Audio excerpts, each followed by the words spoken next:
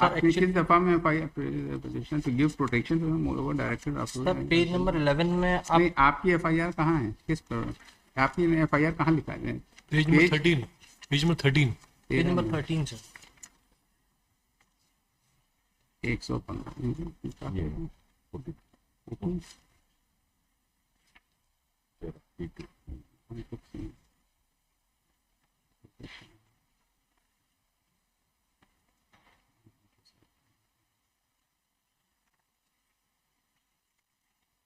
इसमें चोट किसको आई है, जी। इंजरी किसको आई है?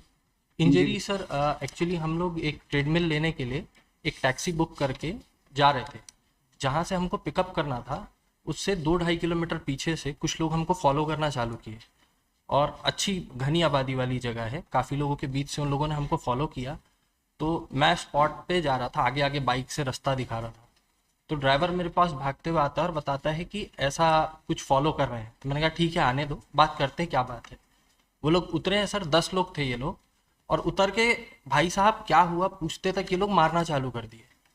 तो 2 बार उसने इस तरीके से, हाथ में कड़ा पहना था तो मेरे सर पे हिट किया, बट इवेंचुअली ये ऐसे झूल गया तो इंजरी मेरे सर पे नहीं आई।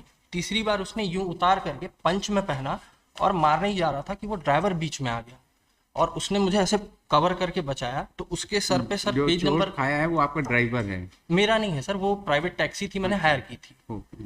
पेज नंबर 11 में सर आप उसकी इंजरी देख पाएंगे। नहीं, इंजरी तो हम नहीं देखेंगे, वो आईओ देखता है, और किसका सर है वो आईओ देखेगा, जी। Medical examination. आपकी क्या यहाँ पर ग्रीवियंस है, ये हमको आपकी प्रेयर से नहीं समझ में आ रहा है। You have come up before this court for as per your prayer 10.1 i में जो है that the respondent authority may kindly directed to give protection to the present petitioner, moreover direct appropriate action against the persons। जी FIR जो आपने लिखाई है against कोई गाड़ी ओनर है उसके खिलाफ लिखाई है शायद? नहीं सर, गाड़ी ओनर को नाम लगी किसके खिलाफ एफआईआर? सर Unknown है गाड़ी, ना? हाँ गाड़ी का नंबर दिया हमने। हाँ, तो ये पुलिस तफ्तीश करेगी। अभी तो सर आपकी एफआईआर कब की है? सर एफआईआर में हमने उनको बताया था कि सर 10 लोग 15, थे। 10, 25 की। Let the investigation go on. जी अगर सर। आपको इन्वेस्टिगेशन से कोई पीड़ा है then you have a right before the magistrate concern. Sir हमारा कहना ये है इसमें जी। कि हमने उनको बताया था कि सर 10 से 12 लोग थे वो।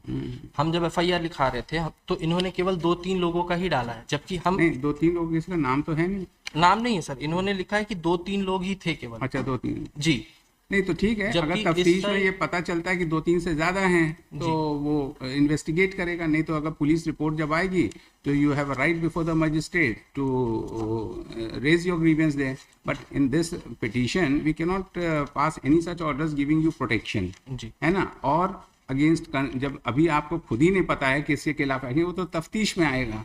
तो अभी तो ये प्रेयर नहीं समझ में आ रही। इसमें एक पहलू और है सर। जी जी बताएं। इसका कि इसमें कुछ समय पहले से एक कंपनी है सर, हिंद एनर्जी करके, उसके अगेंस्ट में कुछ एलिगेशंस थे। जैसे कि ये लड़का है, इसका नाम है सर गौतम पोते, इसके पिताजी की डेथ हुई। इनका आरोप है कि उस कंपनी ने इसके पिताजी को मारा है। तो हमने क्या किया, ये मतलब आदिवासी इलाके से आते, ज़्यादा पढ़े लिखे नहीं, तो किसी के थ्रू पता चला कि हेल्प ले लो। कोई था नहीं, पैसे थे नहीं, तो ये मेरे पास आए कि भैया कुछ हेल्प करिए कि कहीं आवेदन दे सके। तो ये मेरे पास आए, मैंने बोला ठीक है मैं कुछ हेल्प करता हूँ। एक वकील साहब को पकड़ा, आवेदन बनवा करके दिलवा दिया।